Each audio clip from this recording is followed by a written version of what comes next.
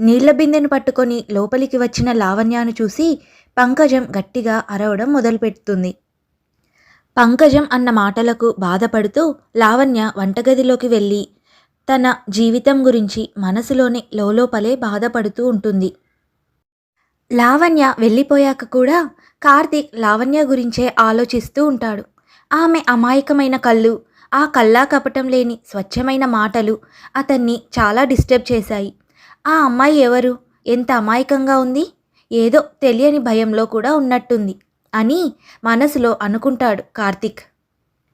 అలా ఆలోచిస్తున్న కార్తీక్ను సుబ్బమ్మత్త పిలవడంతో ఆలోచనల నుండి బయటికి వచ్చి సుబ్బమ్మత్త వైపు చూశాడు. ఏంటయ్యా పట్నం బాబు, ఏదో దీర్ఘాలోచనలో ఉన్నట్టున్నావు? అని అడుగుతుంది సుబ్బమ్మత్త. అప్పుడు కార్తీక్ మనసులో ఒక ఆలోచన వచ్చింది. ఆ నీళ్ల బిందెను మోసుకెళ్లిన అమ్మాయి గురించి సుబ్బమ్మత్తను అడిగి ఇన్ఫర్మేషన్ తెలుసుకోవాలని అనుకున్నాడు. సుబ్బమ్మత్త, నేను ఒకటి అడుగుతాను, కానీ మీరు ఏమీ అనుకోకూడదు మరి. అయ్యో అబ్బాయి, నేనేమనుకుంటాను? ఏమీ అనుకోనులే. చెప్పు ధైర్యంగా. ఏం అడగాలనుకుంటున్నావు అడుగు. అదేం లేదు సుబ్బమ్మత్త, ఇందాక ఒక అమ్మాయి నీళ్ల బిందె పట్టుకొని అటుగా ఆ ఇంటి వైపు వెళ్ళింది. ఆ అమ్మాయి చూడటానికి చాలా అమాయకంగా ఉంది. ఎందుకో ఏడుస్తూ కన్నీళ్లు తుడుచుకుంటోంది. ఇంతకు ఆ అమ్మాయి ఎవరు సుబ్బమ్మత్త? తను ఎందుకు అంతలా బాధపడుతుంది? కార్తీక్ అలా అడగ్గానే అప్పటి వరకు గల్లు గల్లున మాట్లాడుతున్న సుబ్బమ్మత్త గొంతు ఒక్కసారిగా బిగుసుకుపోయింది. అంతసేపటి వరకు ఆనందంగా ఉన్న ఆమెకు ఒక్కసారిగా కళ్ళల్లో నీళ్లు తిరిగాయి. ఆ కన్నీళ్లను తన చీర కొంగుతో తుడుచుకుంటున్న ఆమెను చూసి కార్తీక్ ఇలా అంటాడు. అయ్యో సుబ్బమ్మత్త, నేను ఏదైనా తప్పుగా అంటే నన్ను క్షమించండి. ఆ అమ్మాయి గురించి అడగగానే మీరు ఇంత బాధపడుతున్నారంటే నేను ఏమైనా తప్పుగా అడిగానా? ఆ అమ్మాయిని చూడగానే ఏదో బాధలో ఉన్నట్టు అనిపించింది, అందుకని అడిగానంతే. మీకు ఇబ్బందిగా ఉంటే ఏమీ చెప్పకండి. మిమ్మల్ని బాధ పెట్టింటే నన్ను క్షమించండి. అలా కార్తీక్ అన్న మాటలకు కాస్త తేరుకున్న సుబ్బమ్మత్త ఇలా అంటుంది. అయ్యో, నీ తప్పేం లేదు బాబు. ఆ పిల్ల పరిస్థితి చిన్నప్పటి నుండి చూసిన దాని కష్టాల గురించి అడిగితే నాకు కన్నీళ్లు వచ్చాయి. ఆ పిల్ల పేరు లావణ్య. చిన్నప్పుడే తల్లిదండ్రులను దూరం చేసుకున్న అభాగ్యురాలు. ఆమె మేనమామ ఆమెను అక్కున చేర్చుకొని కాస్త నీడనివ్వగలిగాడే కానీ తనను ఏమాత్రం సంతోషంగా ఉంచలేకపోయాడు. అతని భార్య అదే ఆ పంకజముందే, అది లావణ్యను నానా కష్టాలు పెడుతూ సూటిపోటి మాటలంటూ ఇంటి నిండా గొడ్డు చాకిరీ చేపిస్తూ ఏదో అంత ముద్ద పడేస్తుంది. పని మనిషి కంటే దారుణంగా చూస్తుంది. దానికి తోడు ఆ పంకజం కూతురు దీప. దానికి పెద్ద చదువులు చదువుతున్నానని పొగరు. అది కూడా ఆ పిల్లను అమాయకురాల్ని చేసి ఆడుకుంటుంది. పాపం అమాయకుడైన వెంకట్రావు అది చూస్తూ ఉండడం తప్ప ఏమీ చేయలేకపోయాడు. ఆ పిల్ల చాలా మంచిదయ్యా. కనీసం ఆ పిల్లను కట్టుకోబోయేవాడైనా మంచివాడు వస్తే కాస్తైనా సుఖపడుతుంది అని చెప్తుంది సుబ్బమ్మత్త. సుబ్బమ్మత్త చెప్పిన మాటలకు కార్తీక్ దీర్ఘాలోచనలో పడ్డాడు. అతనికి లావణ్య పరిస్థితి అర్థమైంది. పదే పదే ఆమె అమాయకమైన మొహం, ఆమె కన్నీళ్లు తుడుచుకొని దృశ్యమే అతని కళ్ళల్లో మెదలాడుతూ ఉంది. ఆపై ఏమీ మాట్లాడకుండా అక్కడి నుంచి వెళ్ళిపోతాడు కార్తీక్. మరుసటి రోజు ఉదయం లావణ్య రోజులాగే ఇంటి పనులన్నీ ముగించుకొని తన మామయ్యకు భోజనం డబ్బా పట్టుకొని వెళ్ళింది. భోజనం డబ్బా ఇచ్చి తిరిగి వస్తూ ఏటిగట్టున ఎవరూ లేని ప్రదేశంలో కూర్చొని బాధపడుతూ కన్నీళ్లు పెట్టుకుంది. అప్పుడే అటుగా వచ్చాడు కార్తీక్. ఎవరో వచ్చినట్టు అర్థమై లావణ్య మెల్లగా తల పైకెత్తి చూడగా అక్కడ కార్తీక్ ఉన్నాడు. అతడిని చూసి లావణ్య త్వరగా కళ్ళు తుడుచుకుంటుంది. ఆమె ఎదురుగా కూర్చుంటాడు కార్తీక్. హాయ్ అండి, ఐఆమ్ కార్తీక్. నేను ఈ ఊరికి ఒక ప్రాజెక్ట్ పని మీద వచ్చాను. నన్ను గుర్తుపట్టారా? నిన్న నీళ్ల కొల్లాయి దగ్గర నన్ను మీరు చూశారు కూడా. మీరు ఎందుకు ఏడుస్తున్నారు అని నేను అడగను, ఎందుకంటే మీ గురించి సుబ్బమ్మత్త చెప్పిన మాటల్లో మీపై ఆమెకున్న ప్రేమ, మీరు పడుతున్న బాధల తాలూకు కష్టం నాకు తెలిసింది. మీ పరిస్థితుల్లో ఎవరున్నా ఇలాగే బాధపడతారు. కన్నీళ్లు పెట్టద్దు, అవి మంచిది కాదు అని చాలామంది అంటారు. కానీ సరిగ్గా ఆలోచిస్తే ఆ కన్నీళ్లు కూడా మన నేస్తాలే. మన మనసులోని బాధను బయటికి పంపిస్తుంది.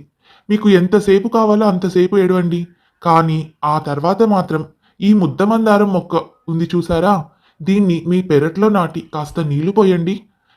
ఎంతవరకంటే దీని మొగ్గ పువ్వయ్యేంత వరకు. ఓకేనా మరి? అలా ముద్దమందారం మొక్కను లావణ్య చేతిలో పెట్టి ఆపై ఏమీ మాట్లాడకుండా అక్కడి నుండి వెళ్ళిపోతాడు కార్తీక్. లావణ్య చాలా ఆశ్చర్యంగా అతనిని చూస్తుంది. ఆ తర్వాత కాసేపటికి తేరుకొని ఇంటికి వెళ్ళి ఆ మందారం మొక్కను పెరట్లో నాటి నీళ్లు పోస్తుంది.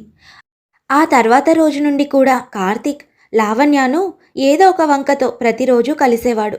కార్తీక్తో మాట్లాడుతున్న ప్రతిసారి లావణ్యకు కొత్త అనుభూతి, ఏదో తెలియని ప్రశాంతత కలుగుతోంది. పంకజం, దీప అనే మాటలు ఆమెను బాధ పెడుతున్నా ఇది వరకు ఉన్నంత బాధ అయితే ఆమె పడడం లేదు. తన ఆలోచనలన్నీ కార్తీక్ వైపు మళ్ళాయి. కార్తీక్, లావణ్యాలు ఒకరికొకరు ఎదురుపడినా, ఎక్కడైనా ఒకరినొకరు చూసుకున్నా మౌనంగా మనసుతో మాట్లాడుకునేవారు. అలా కొంతకాలం గడిచింది. ఒకరోజు లావణ్య తన గది కిటికీలో నుంచి పెరట్లోకి చూసింది. మందారం మొగ్గ కాస్త పువ్వు అయింది. లావణ్య ఆ పువ్వుని చూసి ఎంతో సంతోషపడుతుంది. అబ్బా, ఎంత అందంగా ఉంది పువ్వు అని మనసులో అనుకుంది లావణ్య. అలా ఎంతో ఆనందంగా నవ్వుతూ తుల్లుతూ ఆ మందారం పువ్వును కోయడం కోసం ఆత్రంగా వస్తుంది లావణ్య. కానీ ఆమె ఆ పువ్వు వద్దకు చేరేలోపే దీప ఆ పువ్వును కోసి తన జడలో పెట్టుకుంటుంది. అది చూసిన లావణ్యకు ఒక్కసారిగా భరించలేని బాధతో కన్నీళ్లు వస్తాయి. అది చూసిన దీప ఇలా అంటుంది, ఏంటే లావణ్య, అంతలా బాధపడుతున్నావు? ఏదో నీ ఆస్తంతా దోచుకున్నట్టు. నా ఆస్తిపై పడి తింటున్నది నువ్వు, అది గుర్తుపెట్టుకో. నేను ఆశపడినది ఏదైనా నాకే కావాలి, అది ఏదైనా నాకే దక్కాలి కూడా. అలా దీప కటువుగా మాట్లాడి అక్కడి నుంచి వెళ్ళిపోతుంది. తను ఎంతో ఆశపడిన మందారం పువ్వు కాదు, మొత్తం తన ఆశలన్నీ కోల్పోయినట్టుగా బాధపడుతుంది లావణ్య.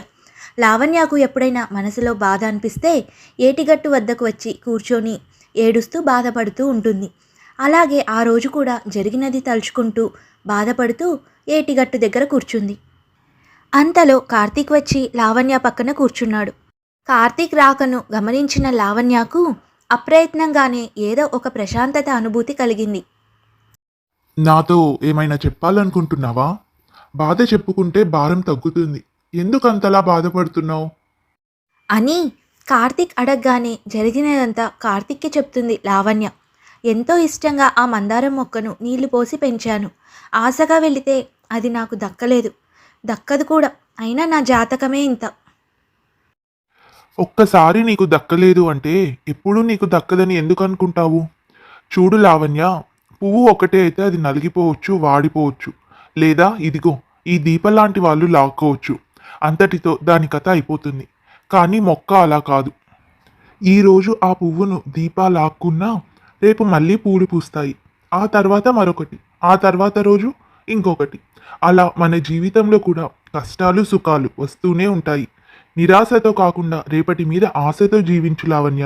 ఇప్పటి వరకు చీకటి మాత్రమే చూడటం అలవాటు చేసుకున్నావు. ఇకపై వెలుగును చూసే ప్రయత్నం చెయ్యి.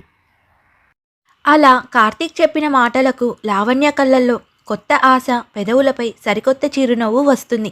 అలా కొన్నాళ్ళు గడిచాయి. కార్తీక్, లావణ్య రోజు ఏటిగట్టున కలుసుకొని చాలాసేపు కబుర్లు చెప్పుకునేవాళ్ళు.